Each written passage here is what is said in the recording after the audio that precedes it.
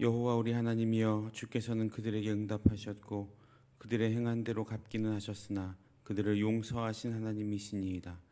너희는 여호와 우리 하나님을 높이고 그 성산에서 예배할지어다. 여호와 우리 하나님은 거룩하심이로다. 아멘. 만복의 근원이 되시는 하나님, 오늘도 귀한 하루를 우리에게 허락하심에 감사를 드립니다. 하루의 처음 시간을 주님께 드리는 우리의 마음 가운데 동행하여 주시고 또 이 시간 가운데 함께하여 주셔서 하나님께 예배하는 이 시간이 하나님의 응답의 시간이 되게 하시고 기적의 시간이 되게 하옵소서. 감사를 드리며 이 모든 말씀 예수님의 이름으로 기도드립니다. 아멘. 찬송가 261장입니다. 261장입니다.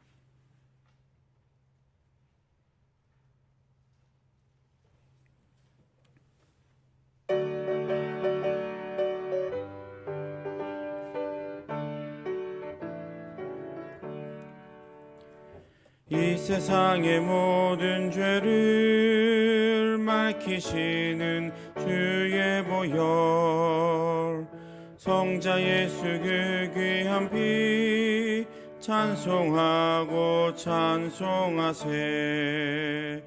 주님 앞을 멀리 떠나 길을 잃고 헤맬 때에 나의 뒤를 따라오사 친히 구원하셨도다. 흰 눈보다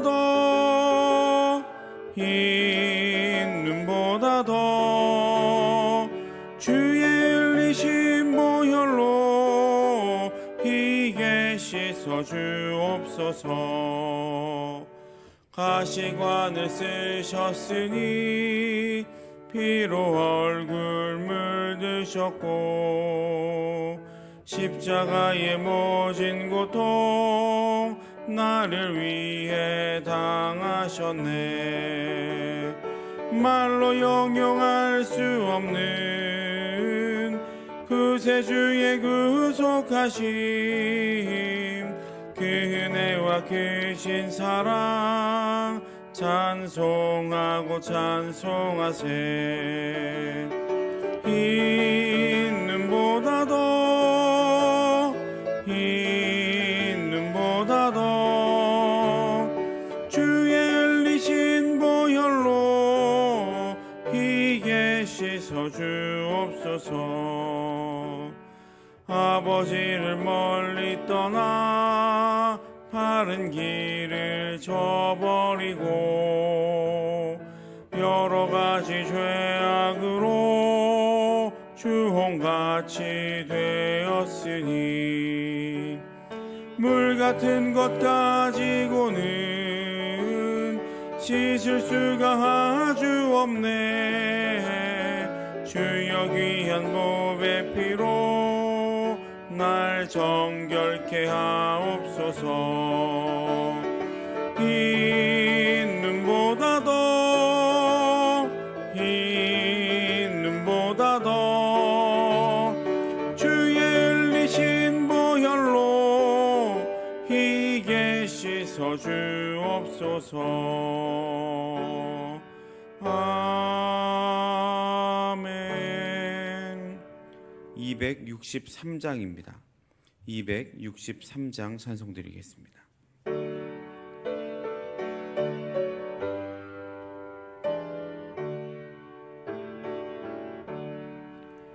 이 세상 험하고 나 비록 약하나 늘 기도 힘쓰면 큰 권능 얻겠네. 주의 은혜로 대속받아서 비와 같이 붉은 죄 눈같이 이겠네.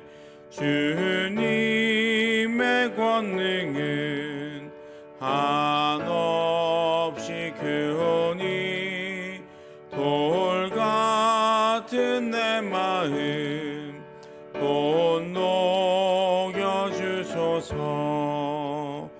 주의 은혜로 대속받아서 비와 같이 붉은 죄 눈같이 이겠네. 내 마음이 약하여 늘 넘어지오니 주 예수 힘주사 굳세게 하소서. 주의 은혜로 대속받아서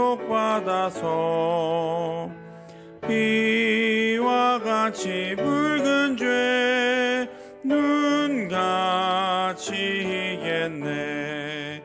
죄사함 받은 후 새 사람 되어서 주 앞에 서는 날 늘 찬송하겠네. 주의 은혜로 대속받아서 비와 같이 붉은 죄 눈같이 이겠네. 아멘.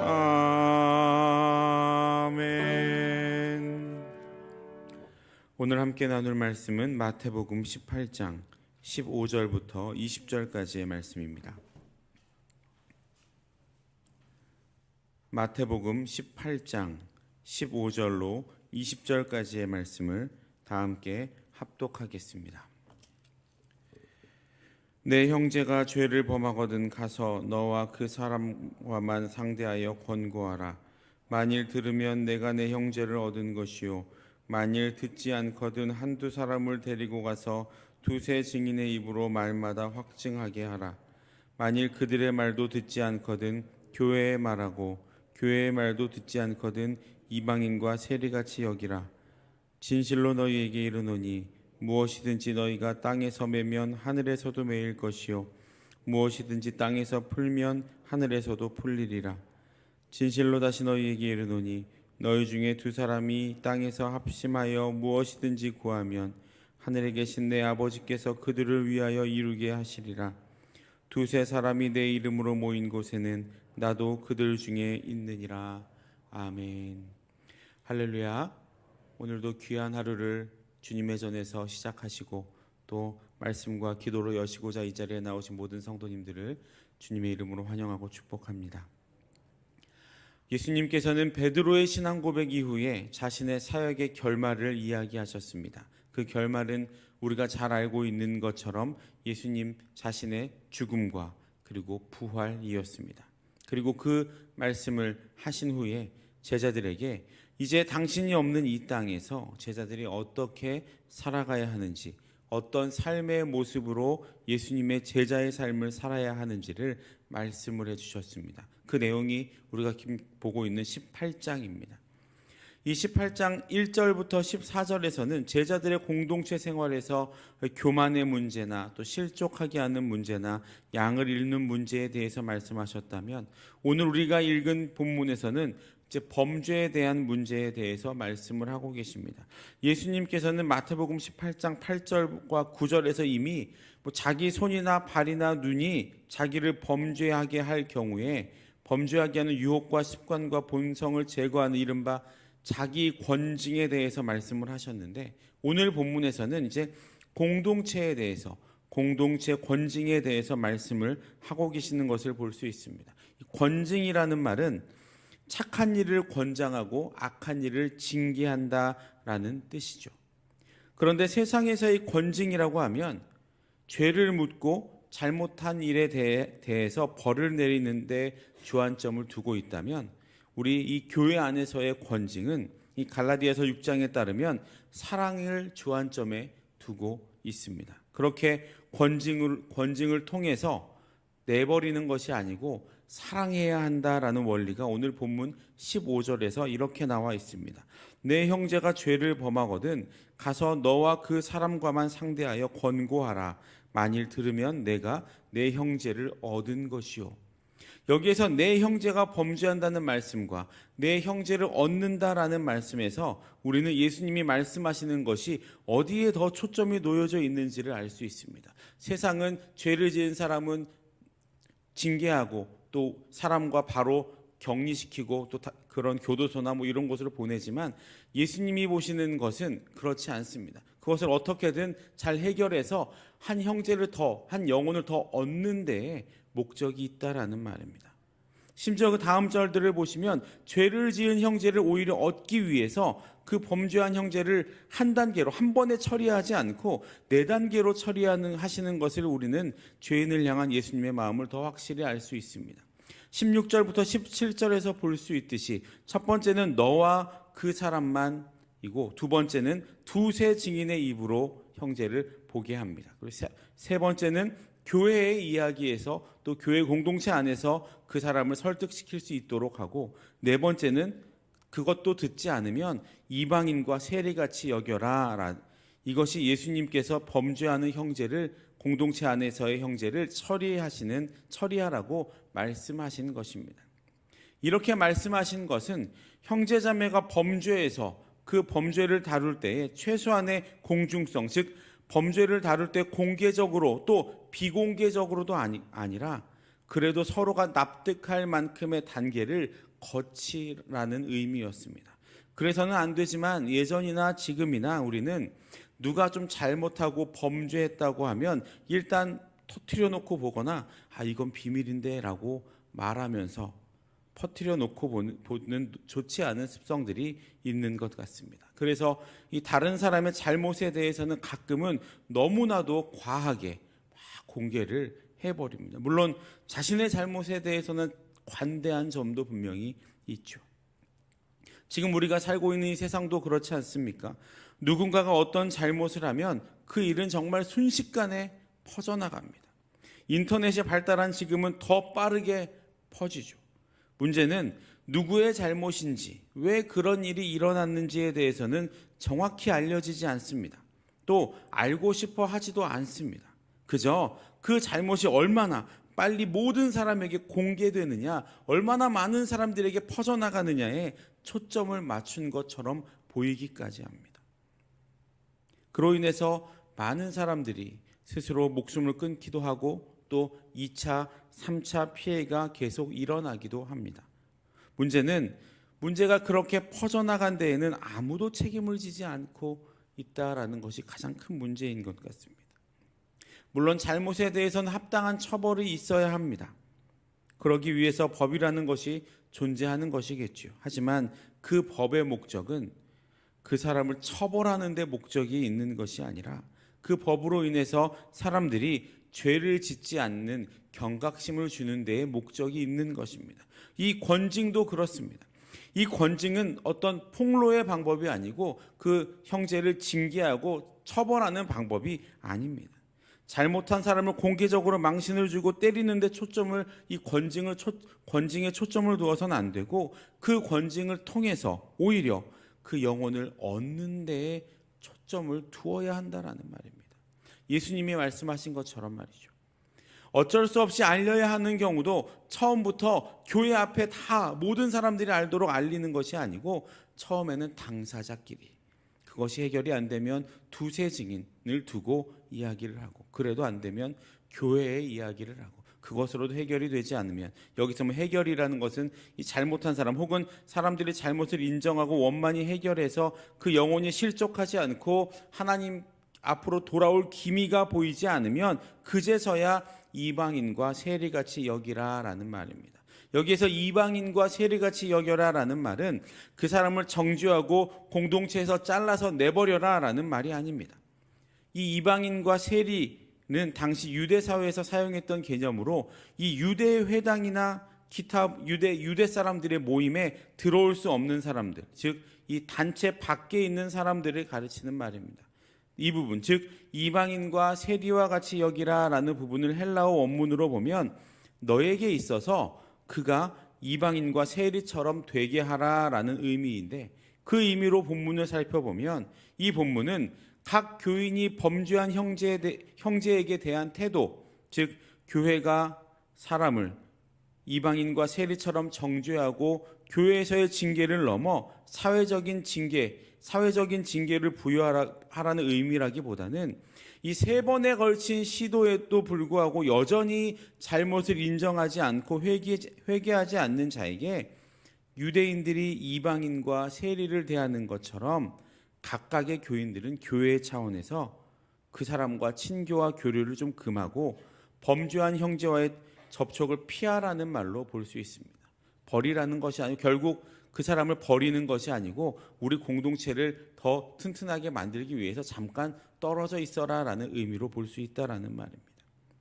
그러나 여기에서도 그 사람과의 접촉을 피하는 그 자체의 목적이 있는 것이 아니라 죄 지은 그 공동체 안에서 너는 죄인이야, 당신은 죄인입니다라고 말하는 그 압력을 가하지 않도록 그렇게 잠시 떨어져 있으면서 회개와 반성의 기회를 부여하려고 하는 것에 그 목적이 있는 겁니다. 죄를 잘못했다고 너 이거 잘못했어라고 말하는 것이 아니고 잠깐 떨어져서 다시 한번 좀 생각해보고 우리 다시 교회 안으로 들어올 수 있도록 얘기해보자라는 의미라는 말이죠. 아이들을 양육할 때도 이런 방법을 참 많이 씁니다. 가끔 아이들이 자기 마음대로 되지 않을 때 화를 내고 또 짜증을 낼 때가 있습니다. 어린 아이들일수록 자신의 마음을 잘 조절하지 못해서 그런 일들이 많이 생기죠. 그럴 때 이 양육하는 부모가 같이 화를 내고 짜증을 내면 그 상황이 해결되지 않고 아이는 점점 더 울고 부모는 점점 더 짜증이 납니다. 그때 막 혼내봐야 아이들의 귀에는 부모들의 그 꾸지람이 귀에 들어오지 않습니다. 그럴 때는 아이를 잠시 떨어뜨리고 그냥 두어서 잠시 자신이 숨을 고르도록 해야 한다고 이제 많은 전문가들이 이야기를 하죠. 그렇게 진정을 해야 그제서야 부모와 대화를 할 수 있다라고 합니다. 그렇게 아이를 내버려 두는 것이 그 아이를 방치하는 행동입니까? 그렇지 않죠. 다시 회복하기 위한 일보 후퇴입니다. 예수님도 지금 그 잘못한 형제에 대해서 그렇게 말씀하고 계시는 겁니다. 말을 들으려고 하지 않는 사람들을 억지로 따져서 말을 듣게 하는 것보다는 잠시 떨어져서 그 마음을 잘 다스리고 다시 이야기할 수 있도록, 그래서 결국 목적은 그 형제를 다시 얻는 것에 초점을 두어야 한다라는 말입니다. 결국 이방인과 세리처럼이라는 이 말 안에는 이 범죄한 사람을 파멸에 이르게 잘라버리라는 말이 아니라 결국 구원을 얻도록 하기 위함이고, 그렇게 공동체에서 일단 떨어지게 하는 것은 다른 성도들을 그런 죄로 오염시키지 못하도록 하기 위한 죄를 대하는 예수님의 마음이었던 겁니다. 죄를 미워하되 사람은 미워하지 말라라는 말이 있죠. 그 말이 오늘 본문에서 죄에 대한 예수님의 마음입니다. 죄 자체는 매우 큰 문제입니다. 그 죄는 궁극적으로 교회 전체를 오염시키고 하나님의 영광을 크게 손상시키는 것도 사실입니다.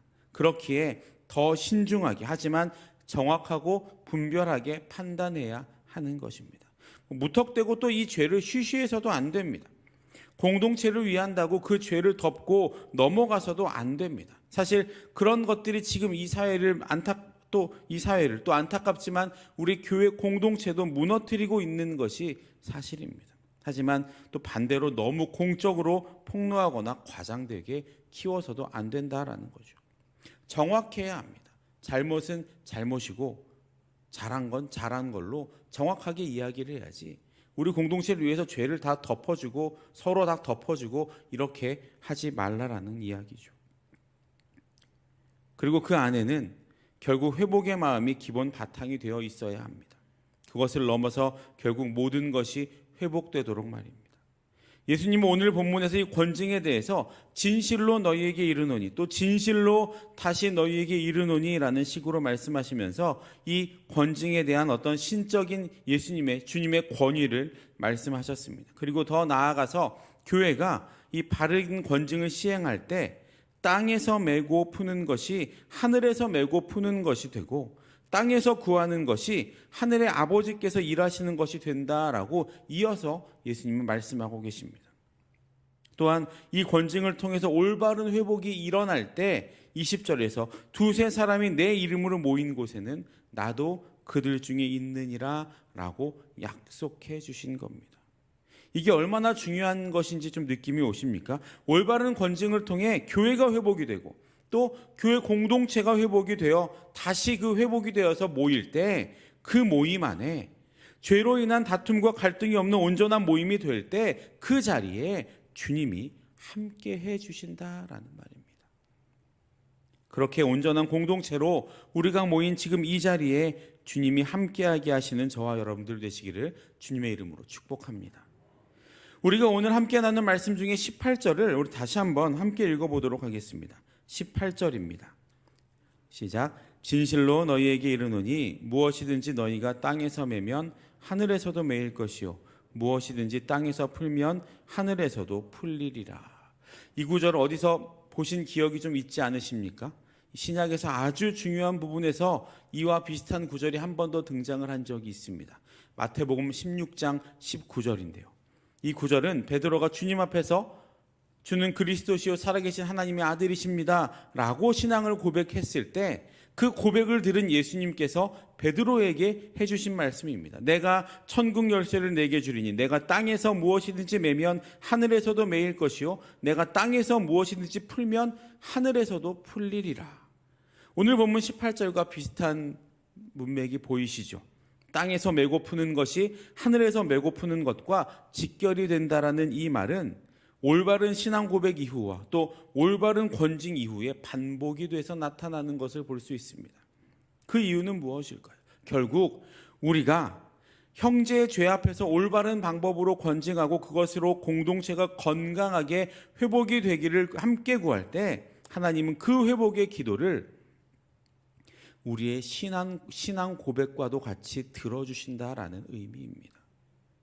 사랑하는 모든 성도 여러분, 우리를 향한 하나님의 관심은 다양하지 않습니다. 우리가 얼마나 잘 사는지, 우리가 얼마나 돈을 많이 벌고 얼마나 교회 헌금 많이 하고 교회에서 얼마나 일을 많이 하는지 거기에 관심을 두지 않으십니다. 오직 우리 각자가 하나님을 구주로 삼고 올바른 신앙 고백을 하며 하나님을 높이고 하나님을 드러내는 자녀들이 되어서 그리고 그 자녀들이 모여서 건강하고 올바른 공동체가 되어 또 교회가 되어 이 세상으로 하여금 하나님을 드러내고 나타내는 것, 그래서 세상이 하나님을 올바로 알게 되는 것, 그것이 우리를 향한 하나님의 유일한 관심입니다. 그것을 위해 우리는 주님을 향한 신앙 고백을 하며 또 주님의 백성으로 살고 또 죄를 멀리하여 죄를 짓지 않으며 혹시 형제가 죄를 지으면 그 죄에 대해서는 정확하게 하지만 사람을 미워하지 않고 그 죄를 해결하는 모든 방법도 결국 공동체 회복을 목적으로 해야 하는 것입니다. 모든 것이 다 하나님의 영광을 위해서, 하나님의 교회를 위해서, 또 그렇게 건강한 교회가 되어 세상이 하나님의 교회를 바라볼 때 하나님을 볼 수 있게 하는 것, 그것이 우리에게 주어진 사명이라는 겁니다. 세상이 우리를 바라볼 때 저 교회는 왜 이렇게 시끄러워? 저 교회는 왜 이렇게 맨날 싸워? 이렇게 한다면 교회는 하나님의 영광을 나타내고 드러낼 수가 없는 것이죠. 하지만 세상 사람들이 이 교회를 볼 때 여러분, 우리가 아는 것보다, 우리가 알고 있는 것보다 세상 사람들이 우리 교회를 훨씬 더 객관적으로 보고 있습니다. 어떤 통계나 이런 것들을 봐도 우리가 교회에서 사이가 안 좋은 것을 그들이 더 잘 알고 있더라고요. 바라기는 우리 수유동 교회가, 그리고 각자의 교회인 우리가 성령이 거하는 올바른 공동체, 올바른 교회가 되어서 세상에 예수 그리스도를 전하는 편지요 향기의 사명을 잘 감당하실 수 있기를 간절히 소망합니다. 그렇게 우리의 사명을 잘 이루며 나아갈 때 오늘 본문 20절의 예수님의 약속, 두세 사람이 내 이름으로 모인 곳에 나도 그들 중에 있느니라 라는 그 감격의 약속이 우리를 통해 이루어져서 우리가 드리는 모든 기도가 하늘에서 온전히 이루어지고 우리가 드리는 모든 기도가 하늘의 천국의 열쇠가 되는 놀라운 기적을 경험하시는 오늘 하루 되시기를 주님의 이름으로 축복합니다. 기도하겠습니다. 사랑과 은혜의 주님, 감사를 드립니다. 부족하고 모자란 저희들을 주님의 백성으로 삼으시고 또 저희들에게 큰 사명을 허락해 주신 주님의 은혜에 더욱더 감사를 드립니다. 하나님, 우리의 모습을 통해 세상이 주님을 바라보게 하시고 우리의 행동을 통해 세상이 주님의 사랑을 경험하게 하옵소서. 우리가 정말 건강한 신앙으로, 올바른 신앙으로, 또 형제를 사랑하는 신앙을 가지고 함께 모여 예배할 때 주님이 우리와 함께 하신다고 말씀하셨으니 지금 이 시간에 주님 함께하여 주셔서 우리의 마음 가운데 동행하여 주옵소서.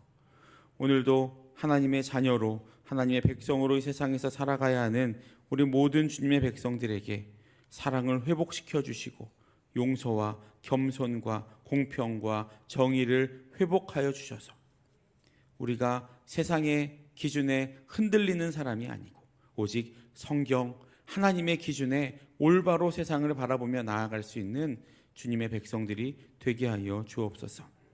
지금도 병상에서 고통받고 있고 또 코로나로 인해 마음의 어려움을 당한 많은 성도님들이 계십니다. 주님, 그들의 삶 가운데 함께하여 주시고 그들의 아픈 부분 영과 육의 강건함을 허락하시고 성령으로 충만케 하셔서 그 모든 어려움들이 속히 해결되며 주님 앞에 나와 감사의 제사 올리는 주님의 백성들이 될 수 있도록 인도하여 주옵소서. 또 전쟁으로 고통받고 신음하고 있는 주님의 자녀들이 많이 있습니다. 하나님, 그 땅 가운데 평화를 허락하여 주시고 주님의 평안을 그 땅에 부어 주옵소서. 또 개인의 욕심으로 말미암아 또 전쟁을 일으킨 영혼들이 있으면 주님, 그 영혼들에게 하나님 징계하여 주시고 그 어려움, 그 잘못을 깨달을 수 있는 마음도 허락하여 주옵소서. 북한에 억류되어 계신 세 분의 선교사님들 계십니다. 그들의 생사를 우리는 알 수 없지만 주님, 그들을 통해 북한 땅이 변화되게 하시고 북한 땅에 복음의 문이 활짝 열려서 복음으로 그 공산주의가 무너지고 하나님을 찬양하는 북한 땅이 될 수 있도록 인도하여 주옵소서. 마음의 소원과 기도의 제목에서 1000번째 예물을 올려드립니다. 635번째, 320번째, 370번째, 64에서 65번째의 믿음의 예물을 받아주시고 마음의 소원과 기도의 제목이 하나님의 때에 하나님의 방법으로 아름답게 응답되는 은혜가 있게 하여 주옵소서. 오늘도 주님의 백성으로 이 세상으로 나아가는 주님의 자녀들을 붙들어 주시고 매 순간 매 걸음마다 동행하여 주옵소서. 감사를 드리며 이 모든 말씀 예수님의 이름으로 기도드립니다. 아멘. 주기도문 하시겠습니다. 하늘에 계신 우리 아버지, 아버지의 이름을 거룩하게 하시며 아버지의 나라가 오게 하시며 아버지의 뜻이 하늘에서와 같이 땅에서도 이루어지게 하소서. 오늘 우리에게 일용할 양식을 주시고 우리가 우리에게 잘못한 사람을 용서하여 준 것 같이 우리 죄를 용서하여 주시고 우리를 시험에 빠지지 않게 하시고 악에서 구하소서. 나라와 권능과 영광이 영원히 아버지의 것입니다. 아멘. 각자의 기도 제목으로 기도하시겠습니다.